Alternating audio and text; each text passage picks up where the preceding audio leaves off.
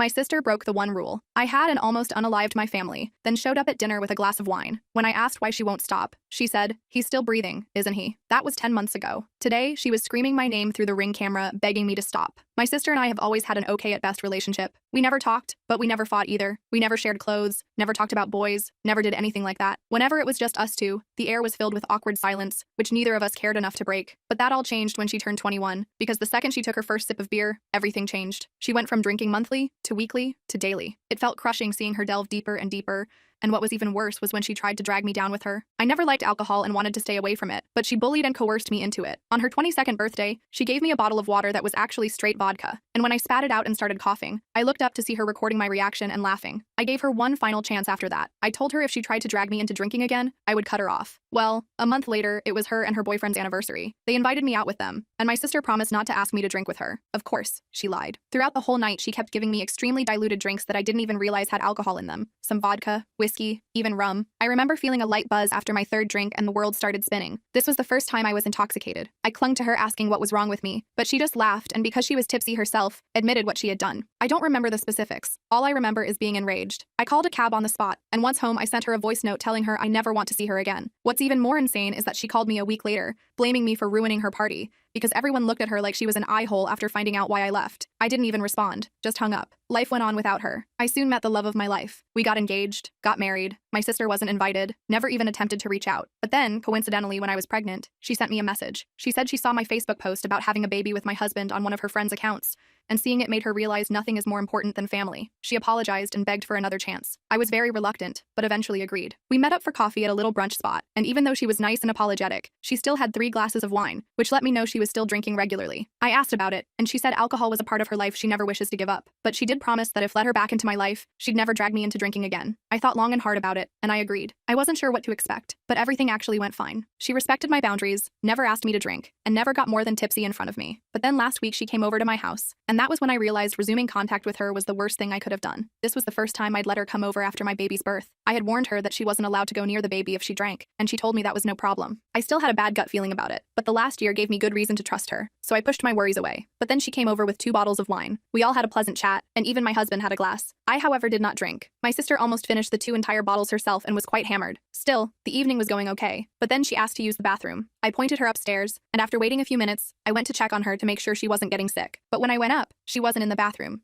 She was in our room, sitting on our bed, wasted out of her mind, holding my baby. The second she saw me, she panicked and quickly stood up to give him to me. But as she was standing up, she lost balance. She fell and dropped my baby. He fell on the floor. I screamed and went to check up on him. Thankfully, he hadn't fallen from a notable height. He was crying, but seemed to have no major injuries or anything, which I thank my lucky stars for. My sister got up and started apologizing, and I just called my husband. I told him to hold our baby and dragged my sisters downstairs and outside to speak to her. I told her that I had one rule. Under no circumstance could she get near the baby while drunk. And while drunk, she decided to hold him, then dropped him. She kept apologizing, but I called her a taxi home saying I never wanted to speak to her again. That, however, turned out to be a mistake. Because as it turned out, she had done more than just dropped my baby. She had fed him the remainder of her wine bottle, and he was currently upstairs, throwing up, while my husband was crying and calling the hospital. The next few hours were a blur of panic. The ambulance took us to the emergency room, where doctors confirmed alcohol poisoning in my infant son. They ran tests to check for other complications while David and I paced the waiting room, terrified we might lose our baby because of my sister's reckless behavior. The medical staff worked efficiently, but their grave expressions did nothing to ease our fears as they monitored our son's vital signs and took blood samples. The hospital social worker interviewed us extensively, looking suspicious when we explained how our son had ingested alcohol. I could see in her eyes that she thought we might be covering something up. They started a mandatory child welfare investigation, making us feel like criminals when we were the victims. We had to answer the same questions repeatedly, describing the incident in excruciating detail while our baby received treatment in another room. I tried calling Megan repeatedly during this nightmare, but she wouldn't answer. Texts went unread, voicemails unheard. She had simply vanished after the ambulance took us away. David had made her leave our house, but we expected at least a call to check if Jackson was all right. Her complete disappearance only confirmed that deep down, she knew the gravity of what she'd done. After an agonizing night at the hospital, the doctors finally told us Jackson would be okay. There was no permanent damage detected, though they warned us that even small amounts of alcohol could potentially cause developmental issues that might not be immediately apparent. We'd need to monitor him closely and bring him for follow-up appointments. The relief nearly buckled my knees, and David and I clung to each other, sobbing with gratitude that our son had escaped serious harm. When we brought Jackson home the next day, I was filled with equal parts relief and rage. My sister had endangered my child's life and then disappeared without taking any responsibility. That afternoon, while Jackson napped under David's watchful eye, I drove to Megan's apartment, running on adrenaline and no sleep. My knuckles were white on the steering wheel as I rehearsed what I would say, determined to make her understand the consequences of her actions. I pounded on her door until her boyfriend Thomas answered, looking hungover and confused. He claimed Megan wasn't there and hadn't come home last night after visiting us. I showed him photos of Jackson in the hospital and explained what happened. The color drained from his face. His shock seemed genuine, suggesting Megan hadn't even told him what had transpired. She's been getting worse, he admitted, drinking more than ever. I've tried to help, but you make excuses for her. I finished his sentence. You're enabling her, and she almost killed my baby yesterday. The words came out sharp and clear, cutting through whatever defense he might have been preparing. He denied this, saying she'd been through tough times that I didn't understand. I lost it then, telling him exactly what I thought of both of them. Before leaving, I made it crystal clear. If either of them came near my family again, I'd have them arrested. His stammered apologies followed me down the hallway, but they meant nothing compared to my baby's safety. Back home, I found David holding Jackson, who was thankfully sleeping peacefully. We agreed immediately. My sister was permanently cut from our lives. We blocked her number, social media accounts, and email addresses. We installed a simple security camera at our front door. We documented everything that had happened for potential legal action if necessary. The decisions came easily. Our son's safety was non-negotiable. For a week, we focused solely on Jackson's recovery, taking turns monitoring him day and night. He seemed to be bouncing back well, showing no lasting effects from the ordeal. We were just starting to breathe easier when my phone exploded with messages from relatives. Megan had posted a tearful, clearly intoxicated video online claiming I was keeping her from her nephew out of spite. She described herself as a loving aunt who made one tiny mistake and was now being cruelly punished. The video had prompted a flood of family members to contact me, demanding to know why I was being so harsh to my clearly remorseful sister. Some even suggested I was using this incident as an excuse to continue our long-standing feud, as though protecting my child was merely a vindictive act. I couldn't believe it. She had endangered my child's life, disappeared for a week, and then tried to paint herself as the victim. When I attempted to privately message key family members with the truth, I discovered Megan had preemptively told them that I was exaggerating and that Jackson had just accidentally sipped from her glass. Several relatives were now convinced I was overreacting to punish my sister. Their willingness to believe her version of events without even hearing mine was deeply painful, revealing fault lines in our family I hadn't fully appreciated before. Yesterday, we received a formal-looking letter from Megan claiming she'd entered rehab, and her therapist recommended family healing as part of her recovery process. She wanted visitation rights with Jackson once she completed the program. David suggested we verify this sudden rehabilitation, so I called the facility she named. It didn't exist. I'm sitting here now, looking at my beautiful baby boy sleeping in his crib, wondering how my own sister could first endanger his life, and then lie so blatantly to manipulate her way back into our lives. David wants to get a restraining order, but some family members are already calling us heartless for not giving her another chance. The division among our relatives has added another layer of stress to an already traumatic situation. Am I wrong to permanently cut my sister off after what she did? How do I protect my son from both her and the family members who seem blind to the danger she poses? I never imagined becoming a mother would mean defending my child from my own sister, but here we are. Every parenting book I read prepared me for sleepless nights and feeding challenges. None prepared me for having to shield my infant from someone who should have loved and protected him as family. The next day, I called Jordan, a friend who worked as a detective, who had helped us with some minor issues in the past. I needed advice about restraining orders and what evidence we'd need. He came over during his lunch break and reviewed everything we had so far. Look, I'm going to be straight with you, Jordan said after looking at our documentation. Getting a restraining order isn't impossible,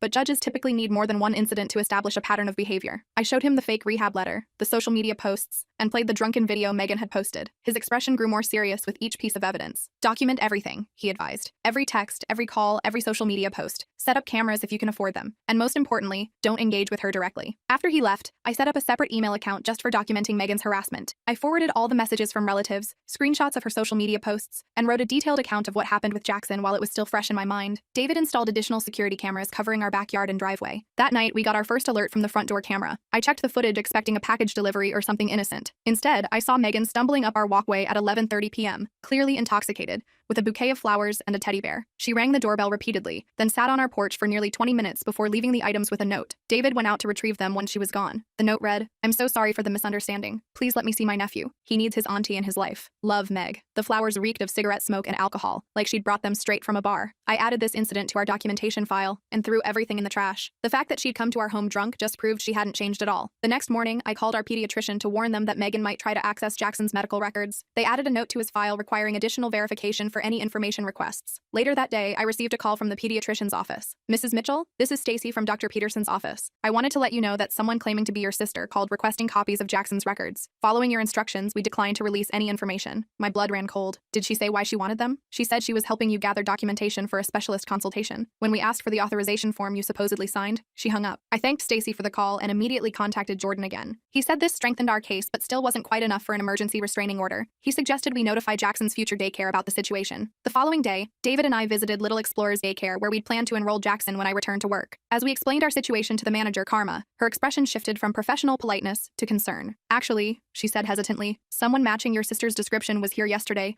asking about enrollment procedures. She said she was thinking of registering her nephew and wanted to tour the facility." The realization that Megan was tracking our movements so closely made me physically ill. We showed Karma a photo of Megan and she confirmed it was the same person. We immediately decided against using that daycare and began researching home-based nanny options instead. That weekend, my mother called to invite us to Sunday dinner. "Dad and I miss you all so much," she said. "We promise Megan won't be there. We just want to see our grandson and talk through everything calmly." After discussing it with David, we cautiously agreed. This would be the first time my parents had seen Jackson since the incident, and despite everything, I didn't want to deprive them of a relationship with their grandson if Megan truly wouldn't be present. We arrived at my parents' house around 4 p.m. Mom greeted us with teary hugs, cooing over Jackson, who was awake and alert in his carrier. Dad gave David a firm handshake and kissed my cheek. Everything seemed normal as we settled in the living room, Jackson on a blanket for tummy time while Mom brought out coffee and cookies. Then I heard it, the unmistakable sound of my sister's laugh coming from the kitchen. My whole body tensed. "Who else is here?" I asked, though I already knew the answer. Before Mom could respond, Megan walked in from the kitchen holding a glass of wine. "Surprise," she said with a smile that didn't reach her eyes. "I thought we could finally talk things out." I didn't say a word. I simply picked up Jackson, grabbed the diaper bag, and walked straight to the door. I heard David behind me saying something to my parents about trust being broken, but I was already strapping Jackson into his car seat, my hands shaking with anger and betrayal. I drove home alone while David stayed behind to confront my parents about their deception. When he returned an hour later, his expression was grim. "They admitted they set up the whole thing," he said, pacing our living room. "They thought if they could just get us all in the same room, we'd talk it out, and everything would be fixed." "Did they say anything else?" "Yeah, and you're not going to like it. Megan's been living with them for the past 3 weeks. Apparently Thomas kicked her out after learning what she did to Jackson." I felt like I'd been punched in the stomach. My parents had lied to our faces while harboring the person who had endangered their own grandson. The depth of their betrayal was incomprehensible to me. I cried that night for the family I thought I had, while David held me and promised we'd get through this together. The next morning, I sent a simple text to my parents. "We need space from all of you right now. Please respect that." Then I blocked their numbers. David did the same. We needed time to process this betrayal and figure out our next steps without the constant pressure from my family. For a few days, things were quiet. We settled into a routine with Jackson, who was thriving despite everything. I focused on enjoying my maternity leave with him, trying to put the Megan situation out of my mind as much as possible. David returned to work, though he called to check in more frequently than before. On Thursday, I decided to venture out to the grocery store with Jackson. It was our first trip out together that wasn't a doctor's appointment, and I was feeling confident as a new mom. I put Jackson in his carrier, which I placed securely in the shopping cart, and began making my way through the store. I was in the produce section selecting apples when I felt that unmistakable sensation of being watched. I turned to see Megan at the end of the aisle,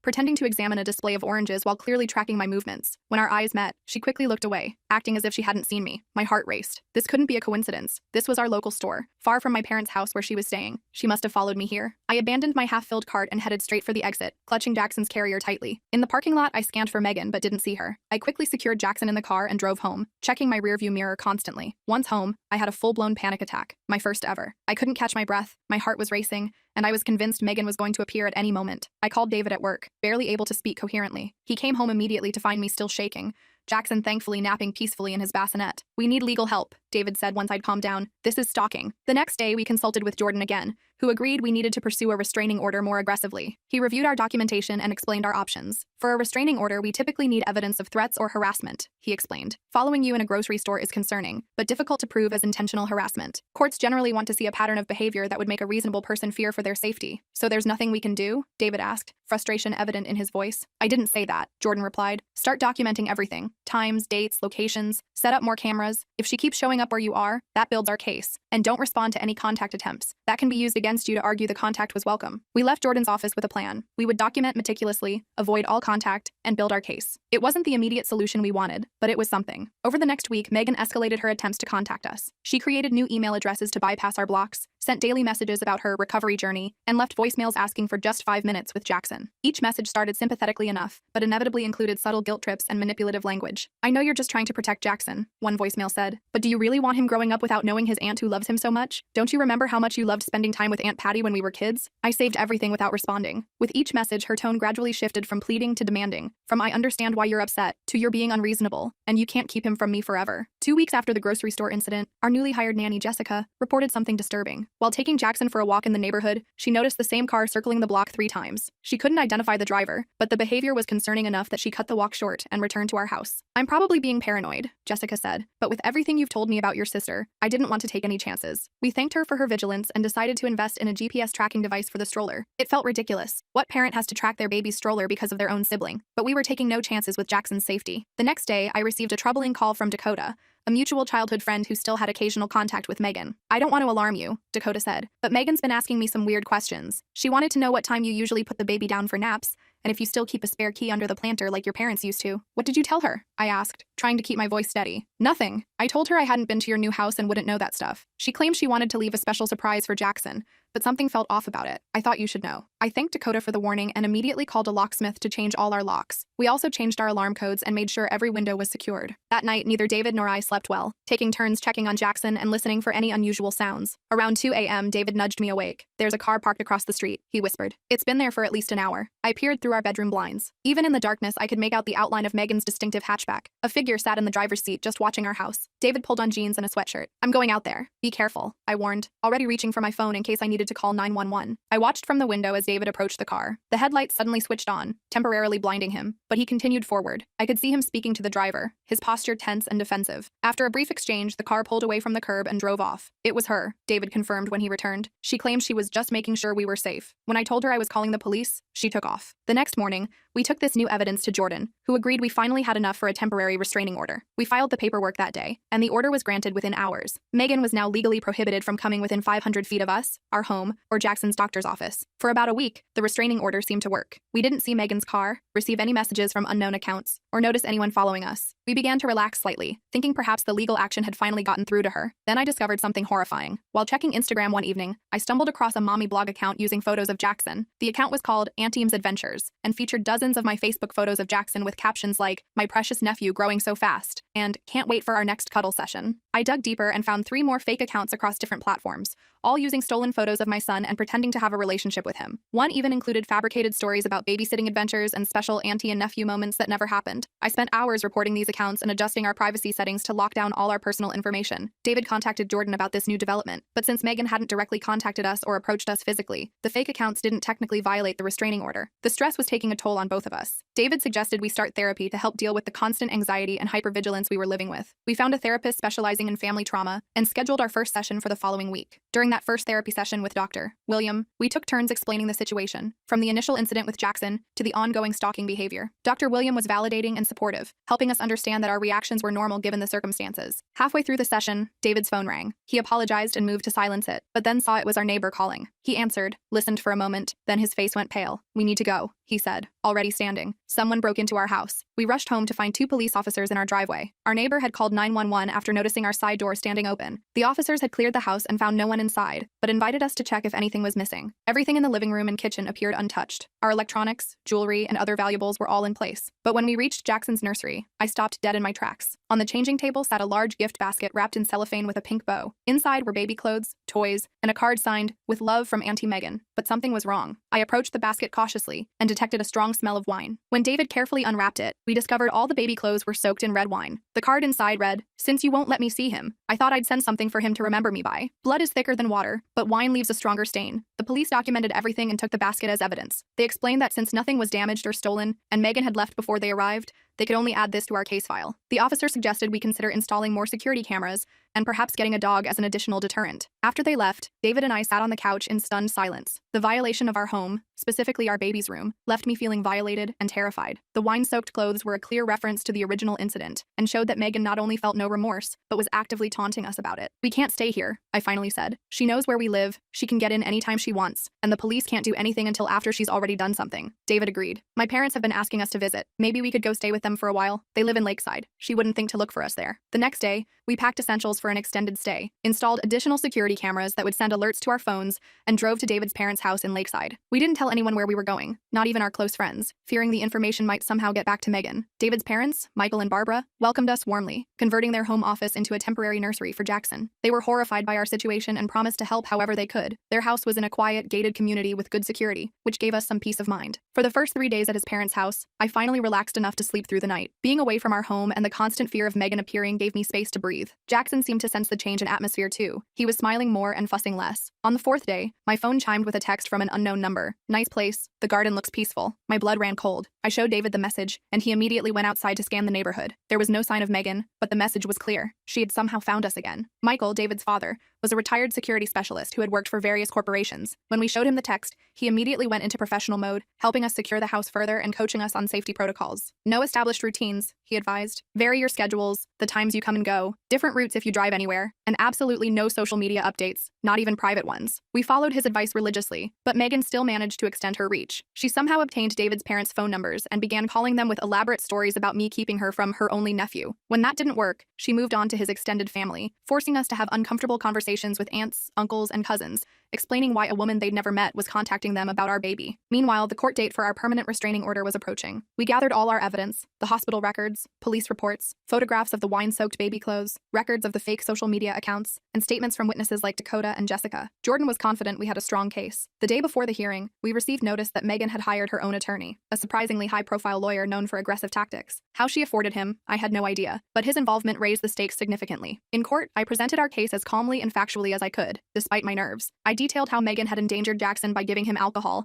her subsequent stalking behavior, the break-in, and the ongoing harassment. Our documentation was thorough and well-organized, thanks to my obsessive record-keeping over the past weeks. Then Megan's lawyer stood up. He portrayed her as a struggling alcoholic who had made one terrible mistake and was being unfairly punished while trying to recover. He claimed I had a history of exaggerating Megan's behavior due to childhood jealousy, and that I was using this incident to permanently cut her off from family connections she desperately needed for her recovery. My client has enrolled in rehabilitation, Your Honor, he said smoothly. She acknowledges her grave error in judgment but is actively seeking help. Permanently severing family ties through this order would be detrimental to her recovery and denies the possibility of supervised reconciliation in the future. The judge asked several pointed questions of both sides, then announced he would take a 30-day continuance to review all evidence before making a final decision. In the meantime, the temporary restraining order would remain in effect. We left the courthouse feeling deflated. We'd hoped for immediate resolution, but now faced another month of uncertainty. As we walked to our car, I spotted my mother standing near the courthouse steps. She approached cautiously, looking thinner and more tired than I remembered. "Can we talk?" she asked. "Just for a minute." David squeezed my hand but stepped away to give us privacy. I crossed my arms defensively, not ready to forgive her betrayal. "Megan told us she's having suicidal thoughts," my mother said without preamble. "She says being cut off from family is killing her. Can't you drop this restraining order and let us work together as a family to help her?" I couldn't believe what I was hearing. "Mom, she gave alcohol to my infant son. She broke into our house. She's stalking us. And you want me to just forgive and forget because she says she's suicidal?" My mother looked down. "We're just trying to help both our daughters. Is that so wrong? How did she find us at David's parents' house?" I asked suddenly, a suspicion forming. My mother's guilty expression confirmed my fears before she spoke. "I might have mentioned where you were staying. I didn't think it was a secret." The betrayal hit me all over again. My own mother had compromised our safety, all while trying to guilt me into dropping protections for my child. I took a deep breath, fighting back tears. "We're done here," I said quietly. "Don't contact us again until you decide which daughter's well-being you actually care about." I walked away, joining David at the car. As we drove back to his parents' house, I explained what had happened. We decided it was time to cut contact with my parents as well, at least temporarily. They had proven they couldn't be trusted with even basic information about our whereabouts. That evening, David's mother handed me a sealed envelope that had been dropped off while we were at court. "A young man delivered this," she explained. "He said it was important." Inside was a handwritten letter from Thomas, Megan's ex-boyfriend. He explained that he'd broken up with her after witnessing her obsession firsthand and wanted to warn us about her deteriorating mental state. "She talks about rescuing your baby all the time," he wrote. "She's drinking heavily again and has a whole wall covered with photos of him printed from your old social media. I'm truly scared for what she might do and thought you should know." We immediately provided this information to Jordan and the police, who finally began taking our concerns more seriously. Jordan filed an addendum to our restraining order request, including Thomas's letter as new evidence. The night before our rescheduled court date, the security system at David's parents' house triggered an alert. The cameras captured Megan attempting to enter the backyard by scaling the fence. The alarm had activated automatically, sending her running before she could get fully over the fence. The footage clearly showed her face, giving us fresh, undeniable evidence of her violating the temporary order. In court the next morning, the judge reviewed both the original evidence and the new developments. This time, Megan appeared surprisingly composed. She wore a conservative dress, minimal makeup, and kept her eyes downcast in an appearance of contrition. Her attorney presented a new narrative. Megan had recognized her problems and was actively seeking treatment for alcohol addiction. He submitted paperwork from a treatment facility as evidence of her commitment to change. When given my chance to speak, I delivered an emotional but fact-based account of everything that had happened. I explained that while I wished my sister well in any genuine recovery effort, her repeated violations of boundaries and the escalating nature of her behavior made me fear for my family's safety. "Your Honor," I said, my voice catching despite my best efforts. "I wake up every night checking that my baby is still breathing in his crib. I can't go to the grocery store without looking over my shoulder. My sister gave alcohol to my infant, broke into our home, and has now followed us to a different city. This isn't about punishment, it's about protection." The judge considered all the evidence, particularly the recent security footage showing Megan's attempt to enter David's parents' property. He granted the permanent restraining order immediately, ordering Megan to stay at least 1,000 feet away from me, David, Jackson, and any residence or workplace associated with us for a period of 3 years. We felt felt momentary relief as we left the courthouse, but it was short-lived. Within hours, Megan violated the order by sending an email from a new address. No piece of paper will keep me from what's mine. Blood doesn't smudge away with a judge's signature. We forwarded it immediately to the police and Jordan, who advised us that this violation could result in her arrest. Officers went to Megan's last known address to serve the restraining order and potentially arrest her for the immediate violation, but discovered she had vacated her apartment days earlier. What they found there was disturbing. According to the officer who called us, her apartment was filled with empty liquor bottles and a wall covered with printed photos of Jackson, some taken from social media, others clearly photographed through windows or from a distance. There were also maps with our routines noted, including Jackson's usual nap times and when David typically left for work. An alert was issued for Megan's apprehension, which only intensified our fear. Not knowing where she was or when she might appear next meant we couldn't let our guard down for a moment. We decided to remain at David's parents' house rather than return home, feeling at least somewhat safer with the gated community and additional security measures. 3 tense days passed with no sign of Megan. We began to hope that perhaps she'd left the area entirely, seeking a fresh start somewhere else. David even ventured back to our house briefly to collect more of our belongings, reporting that everything seemed untouched since we'd left. On the 4th day, Jessica took Jackson to the community park within the gated neighborhood. David's mother went along, giving me my first hour alone in weeks. I used the time to shower and actually blow-dry my hair, small acts of self-care that had become luxuries in our constant state of vigilance. My phone rang just as I was finishing. It was Jessica, her voice tight with controlled panic. "I think I just saw your sister," she said quietly. "There's a woman who's been following us around the park for the last 20 minutes. She's keeping her distance, but I recognize her from the photos you showed me." My heart raced. "Where are you now?" "Near the playground. Your mother-in-law is with Jackson on the swings." I stepped away to call you. "Stay with them," I instructed. "David will be there in 2 minutes. I'm calling the police." I hung up and immediately called David,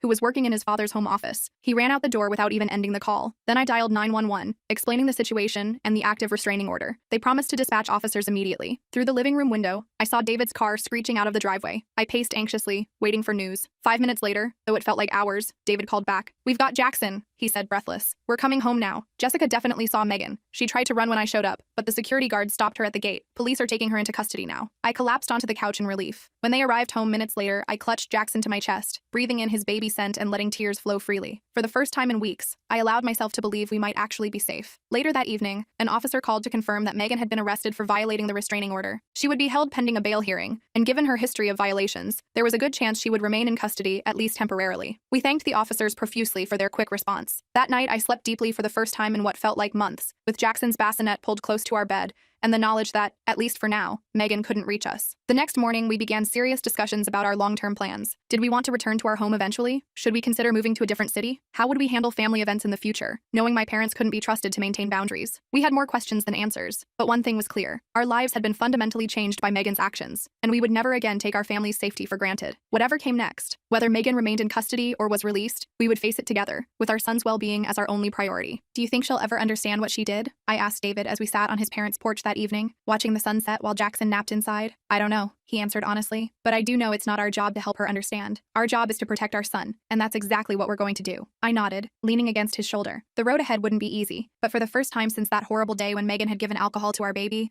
I felt like we might actually find our way through this nightmare. The bail hearing was set for the next morning, and David insisted on attending to make sure the judge understood the severity of the situation. His mom offered to stay with me and Jackson, which was a relief since I wasn't mentally ready to face Megan again so soon. When David returned a few hours later, his expression was a mix of relief and concern. "She got bail," he said, dropping onto the couch beside me. "But there are conditions. She has to wear an ankle monitor to track her movements, submit to weekly drug and alcohol testing, and stay at least 1,000 feet from us at all times." "How did she seem?" I asked, bouncing Jackson gently on my knee. "Oddly calm. Her lawyer did most of the talking. She just sat there staring straight ahead. The only time she showed any emotion was when they mentioned the alcohol monitoring. She actually argued with her lawyer about it. That didn't surprise me. Even with everything at stake, alcohol was still her priority." We decided to remain at David's parents' house a while longer, not quite trusting the monitoring system to keep us safe. Jackson seemed happy enough with the arrangement, thriving under the additional attention from his grandparents. 2 weeks later, we received a call from Jordan. He'd been keeping tabs on Megan's case and had news. They did a full substance abuse evaluation as part of her bail conditions, he explained.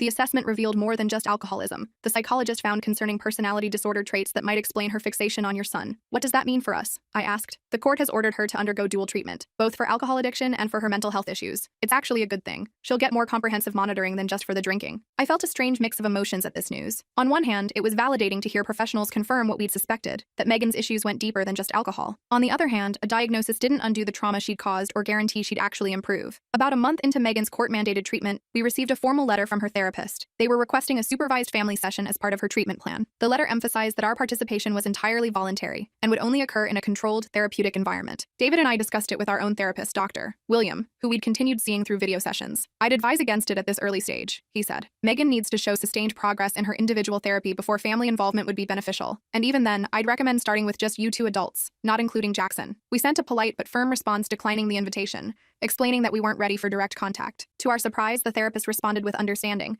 saying they would continue working with Megan individually and might reach out again in the future if appropriate. Around this time, my parents made another attempt at reconciliation. My father called David's cell phone, knowing I probably wouldn't answer if they tried me directly. "Please just listen," Dad said when David reluctantly put him on speaker. "Your mother and I have been doing a lot of thinking. We spoke with Megan's doctors too. We understand now that we've been enabling her behavior for years, making excuses instead of holding her accountable. That's great, but it's a little late," I replied, not bothering to hide the bitterness in my voice. "We know," Mom chimed in, apparently also on the call. "We failed both our daughters. We failed you by not protecting you from her behavior, and we failed her by not getting her help sooner. But she is truly changing this time. The doctors say her progress is remarkable." I sighed, exhausted by the cycle of hope and disappointment. Even if that's true, protecting Jackson comes before anyone's feelings, including yours, including hers, and including mine. There was silence on the other end, then my father's voice, softer now. "We understand that. For the first time, I think we really do." I didn't make any promises, but I did agree to let them continue receiving updates about Jackson through email and photos. It was a small concession that cost me nothing but might help rebuild some kind of relationship eventually. Still, I made it clear that any information shared with Megan would result in immediate cutting of communication again. 6 months passed with relative calm. According to reports from her treatment facility, Megan was complying with all requirements. She attended therapy sessions, maintained sobriety, verified by testing, and hadn't violated the restraining order or monitoring conditions. We gradually settled into a new normal, eventually returning to our own home after installing a comprehensive security system that would make a bank vault jealous. Then a formally worded letter arrived, delivered through her therapist as allowed by the court. In it, Megan acknowledged her actions without excuses or manipulation. She expressed remorse for endangering Jackson and for the subsequent stalking behavior. She didn't ask for forgiveness or access to Jackson, just acknowledged the harm she had caused and her commitment to recovery. I read it several times, analyzing every word for hidden manipulation or guilt trips. Finding none, I showed it to David. "What do you think?" he asked. "I don't know," I admitted. "It seems genuine, but we've been fooled before. I'm not ready to respond, but I won't throw it away either." We decided to acknowledge receipt of the letter through her therapist, but maintained our position that direct contact wasn't currently on the table. The therapist continued sending occasional updates, all indicating significant improvements in both Megan's sobriety and understanding of boundaries. I remained cautious, insisting on concrete evidence of change. Over an extended period before considering any kind of reconciliation, we agreed to receive updates but refused direct contact until she demonstrated at least 1 year of stability. It was a hard line, but one David fully supported. Some family members called us stubborn, but they hadn't lived through what we had. 14 months after Megan's arrest, her therapist reached out again, proposing a carefully controlled meeting in their office. The idea sent me into an anxiety spiral. Despite all evidence of Megan's progress, the thought of facing her brought back all the fear and trauma. David suggested a compromise. "What about a video session first? That way we could disconnect immediately if things went south." It seemed like a reasonable middle ground. We scheduled the session for the following week, with her therapist moderating and our therapist, Dr. William, joining to support us. When Megan's face appeared on the screen, I was struck by how different she looked. Her complexion was clearer, her eyes brighter and more focused. The slightly bloated appearance that comes with heavy drinking was gone. She seemed genuinely transformed. "Thank you for agreeing to this," she began. "I know it couldn't have been an easy decision." For the next hour, she spoke candidly about her recovery journey. She acknowledged the harm she'd caused without excuses, taking full responsibility for her actions. She talked about the work she'd done to understand the roots of her alcoholism and her unhealthy fixation on Jackson. "I was trying to fill an emptiness inside me," she explained. "When you got pregnant, I convinced myself being an aunt would give me purpose. Then when you rightfully kept me away after what I did, that obsession just grew." I listened silently, monitoring my own emotional reactions while trying to assess her sincerity. "I hope someday I can be an aunt to Jackson in whatever capacity you deem appropriate," she said toward the end of the session. "But I understand that may never happen, and that's a consequence of my actions that I have to accept." That comment triggered my protective instincts. "I appreciate your progress," I said carefully, "but I need to be very clear. Access to my child is not on the table in any foreseeable future. Any relationship we might rebuild would be between us as sisters only." To my surprise, she nodded without argument. "I understand completely. That's a totally reasonable boundary." After several more video sessions over the course of 2 months, we cautiously agreed to an in-person meeting at her therapist's office. When Megan arrived, she was carrying a gift bag. "This is for Jackson," she said, holding it out. I immediately stiffened, thinking of the wine-soaked clothes from before. "We discussed no gifts," I reminded her. "You're right. I'm sorry." She set the bag aside without protest. Old habits. I should have respected that boundary. The fact that she accepted this correction without defensiveness was actually more convincing than any apology could have been. Throughout the session, she remained focused on making amends to me and David, rather than trying to establish any connection to Jackson. When my parents learned we were having these meetings, they immediately started pressuring us to accelerate the reconciliation process. "It's been almost 2 years," my mother argued during a phone call. "Megan's done everything the courts and doctors have asked. Don't you think it's time to be a family again?" "No," I said firmly. Rebuilding trust takes years, not months. The fact that you're trying to rush this shows you still don't fully understand the situation. That shut down the conversation quickly. Over time, my parents learned that pushing only resulted in us pulling back further. They eventually accepted our timeline, even if they didn't fully understand it. By the 2-year mark of Megan's recovery, we had established a cautious, distant relationship. She attended occasional family gatherings where Jackson was present, but under strict conditions. She remained completely sober and was never alone with him. She accepted these limitations without complaint, seeming to understand they were the natural consequences of her past actions. Meanwhile, I continued my own therapy, working through the trauma and hypervigilance that still affected me. I jumped at unexpected noises and still checked the locks multiple times each night. I struggled with anxiety whenever Megan was in the same room as Jackson, watching her every movement like a hawk. Dr. William assured me these reactions were normal given what we'd experienced and would likely ease with time and continued safety. You're not obligated to trust someone who has given you reason not to, he reminded me. Trust is earned, not owed. That perspective helped me navigate the complicated feelings that arose as Megan continued to demonstrate change. I was learning to trust my instincts while allowing for the possibility of measured reconciliation. When Jackson turned 4, we held a small birthday party at a local park. Family and a few friends attended, including Megan, who now had nearly 3 years of sobriety. She brought a modest gift that she first showed to me for approval, a picture book about dinosaurs, Jackson's current obsession. During the party, I noticed Megan step away from the group, sitting alone on a bench at the edge of the playground. I hesitated, then decided to join her. Everything okay? I asked. Just taking a moment, she said. These gatherings can still be triggering sometimes. Being around people who are drinking,